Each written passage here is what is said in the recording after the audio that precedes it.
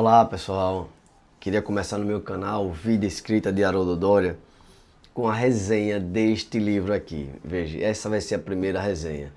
É o mais novo livro desse autor que explode toda vez que ele lança, desde aquele O Código da Vinci, né?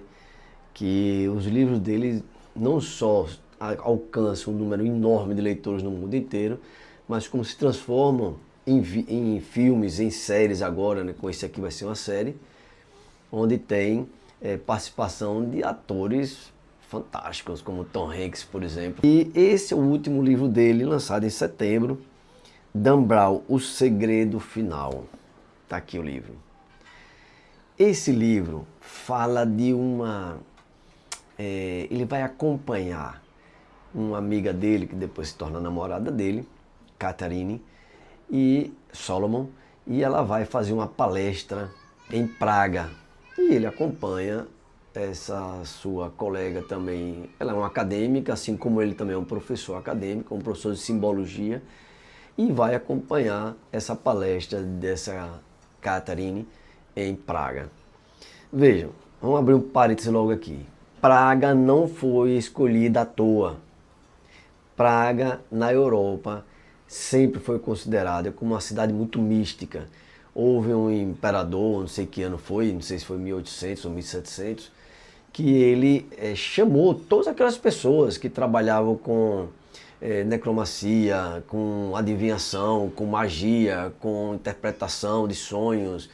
E ele disse, olha, venham para cá, que eu acolho e dou permissão para vocês trabalharem abertamente. Então ficou uma cidade muito mística nesse aspecto, né? E lá tem uma lenda, já vou passar para um personagem importante nesse livro, chamado Golem. Que lenda foi essa? Tinha um rabino que em um certo momento ele construiu um boneco de barro e atribuiu a esse boneco a responsabilidade de defender pessoas que eram indefesas, tá? E ficou essa lenda em Praga.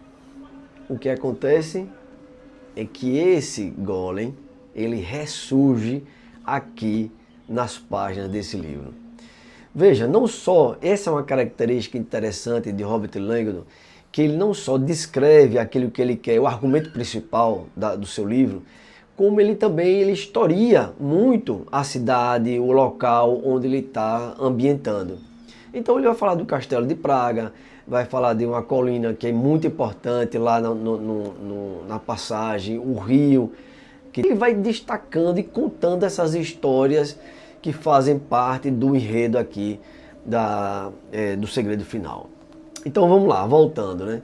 Então tem esse congresso, essa apresentação, e ali já começa a aparecer algo estranho.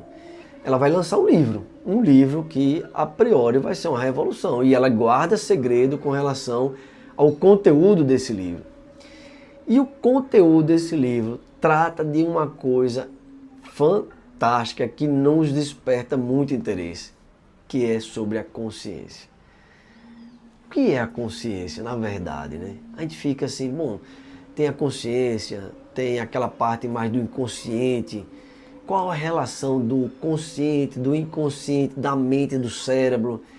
A alma, como é que ela permeia tudo isso? Tudo isso ainda é muito curioso para a gente. Para mim é muito curioso isso. E distinguir não é fácil. E o que é que ela faz nesse estudo dela? Ela vai atrás de descobrir se essa consciência ela está presa, aprisionada a um local, que é o nosso cérebro. Então o cérebro é a parte física, né? O hardware, digamos, né? E a mente é o que faz isso funcionar. Então na mente você tem o quê? Os pensamentos, as reflexões, que são próprias da natureza humana. A consciência seria algo que estivesse acima disso. É aquilo que vai governar a cultura que você está recebendo, né? As compreensões de valores. Tudo isso vai ser a parte da consciência. Então, se você tem uma consciência reta, você vai agir de modo correto em todas as ocasiões da sua vida.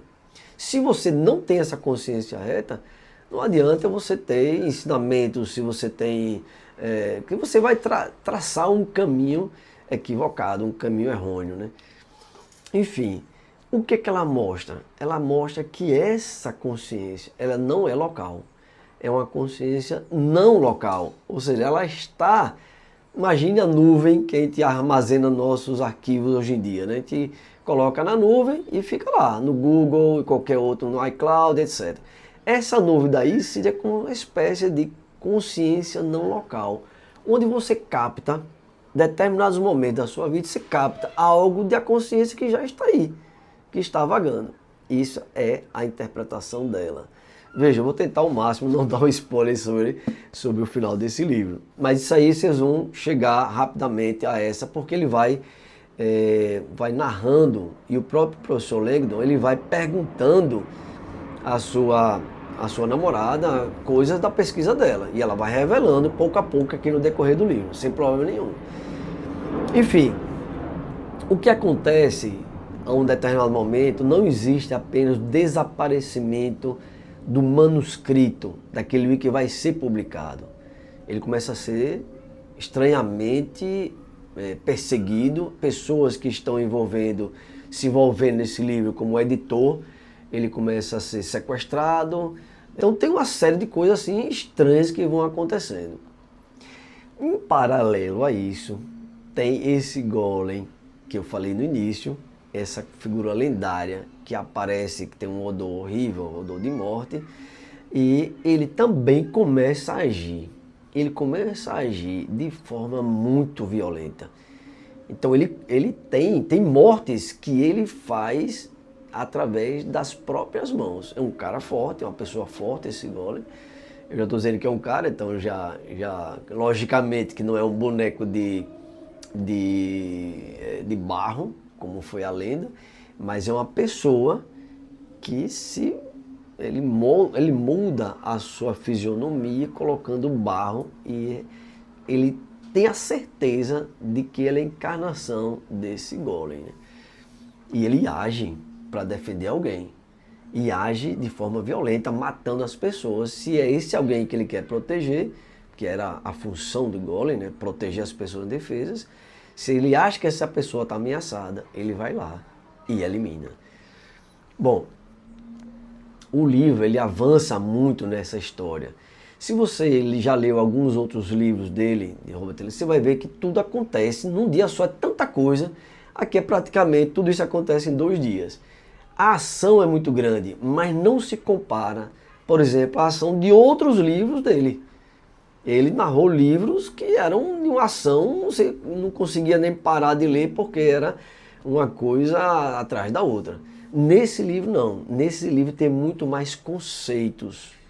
E ele revela isso numa entrevista que ele deu, ele revela que partiu dessa curiosidade que ele tinha, um desejo que ele tinha na alma, de entender a história da consciência e sobretudo do que acontece nesse momento da morte, aquele momentozinho anterior à morte, aquele momento que algumas pessoas tiveram a possibilidade de sair do seu próprio corpo e olhar de cima como se fosse uma outra pessoa e ver que ali era o seu corpo. E tem várias narrativas sobre isso, tem livros já foram publicados de pessoas que estavam para morrer e de repente se viram fora do corpo e olharam e viram que era o próprio corpo que estava ali, naquela cama, naquela maca. E depois as pessoas retornaram e relataram isso. E aí eles perguntam, o que é isso aí? É a consciência que vai, que olha e depois... O que é tudo isso? Então, com base nessa curiosidade que ele tinha, ele foi pesquisar. O que eu quero dizer? Aí vem o que eu posso acrescentar, não vou falar mais nada sobre o livro, mas eu posso acrescentar da minha parte crítica. Quando você faz uma experiência de Deus, você sabe que além da matéria, ou seja, desse corpo que nós temos, do cérebro, da mente, né, e da própria consciência que faz parte aí dessa estrutura mental nossa, nós sabemos que existe o Espírito. E o Espírito é eterno, é Ele que é eterno. Então quando a gente lê, eu por exemplo, que tenho uma fé católica, cristão católico, que eu olho para a narrativa, eu gosto porque é uma coisa interessante, é bem escrito, é uma leitura de entretenimento, mas ao mesmo tempo para mim fica aquele negócio, faltou algo, faltou a descoberta do espiritual. aquele espiritual que vai muito além de tudo isso e que tem uma relação e de compreensão com aquele Deus. Porque com essa compreensão, vamos chamar, existe a compreensão humana, existe a compreensão a partir de uma luz divina, que aqui nós chamamos de revelações. Você pode ter momentos de revelações, momentos místicos de união com Deus, e tudo isso está na parte do Espírito. E você compreende muita coisa do que acontece nesse momento da sua vida e também nesse momento quase morte ali, né, que você está naquela passagem. Uma vez eu estive com Chiara Lubick, que é a fundadora do Movimentos Focolares, e ela, eu tenho certeza que ela vai ser não só uma santa da Igreja Católica, como também vai ser uma doutora da Igreja Católica, e tive a oportunidade de estar fisicamente, pessoalmente assim com ela. E ela estava vindo de um momento singular. Era uma das primeiras seguidoras dela, que estava muito doente, estava falecendo, e ela disse, a gente conversando, e ela disse assim, olha, ela teve um momento lindo, porque ela se sentou na cama e olhou com olhos fixos para uma luz que só ela via, e que depois ela me revelou que era Nossa Senhora que tinha vindo naquele momento. Então, se você faz uma experiência espiritual, você pode ter essa compreensão. Se você não faz ou não acredita, você então fica na parte daquilo que é matéria, naquilo que é consciência, como está aqui descrito.